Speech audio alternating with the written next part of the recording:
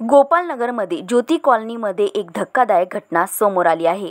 जुन्या वादातून झालेल्या या घटनेत 23 वर्षीय युवक देवांशू फरकाडे याची निर्घृण हत्या करण्यात आली असून परिसरात भीतीचं वातावरण पसरलेलं आहे।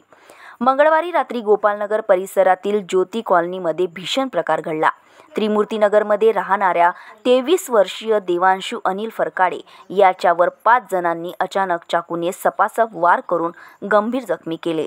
आरोपी हे हल्ल्यानंतर दुचाकीवरून घटनास्थळावरून फरार झाले।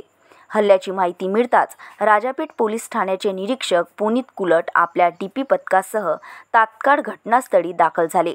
पोलिसांनी घटनास्थळावरून एक चाकू जप्त केला आहे। हल्ल्यानंतर देवांशूने आपला जीव वाचवण्याकरिता जवळच्या घरात प्रवेश केला, मात्र आरोपींनी त्याचा पाठलाग करून त्याच्या छातीत आणखी गंभीर घाव केला। या अवस्थेत त्याला जिल्हा सामान्य रुग्णालयात दाखल करण्यात आले।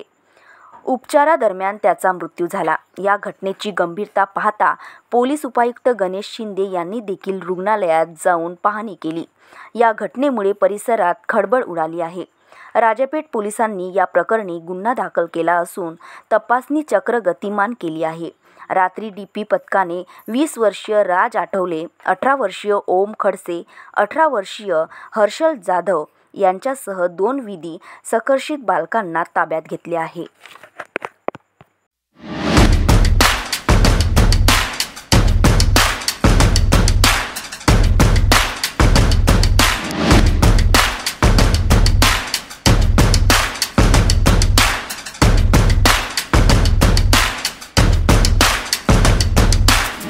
ठाण्याच्या हद्दीमध्ये काल 8:30-9च्या सुमारास रात्र देवांशू फरकाडे या तरुणाचा खून करून मृत्यू झाला। या मृत्यूमध्ये देवांशू फरकाडे याला एक दुसऱ्या राज आठवले याच्याशी संबंधित एक मुलगा तो इंस्टाग्रामवरून चिडवत होता। या प्रकरणावरून देवांशू फरकाडे हा जो आहे तो त्याच्या घरी गेला होता की असं चिडवू नको, त्यावरून त्यांचा वाद सुरू झाला होता। या वादातून हिरापल्ली याच परिसरातील आहेत यांनी आणि यांच्याबरोबर 4 विधी संघर्ष बालकांनी या देवांशू फरकाडेला चाकू आणि दगडाने लाठ्याकाठ्यांनी हाताबुक्काने मारून त्याचा खून केलेला आहे। या प्रकरणी 4 जे आरोपी आहेत यांना राजापेठ पोलीस ठाण्याने अटक केलेली आहे आणि त्यांना 10 तारखेपर्यंत 3 आरोपितांना PCR मिळालेला आहे। एका आरोपीचा PCR मिळणे अजून बाकी आहे।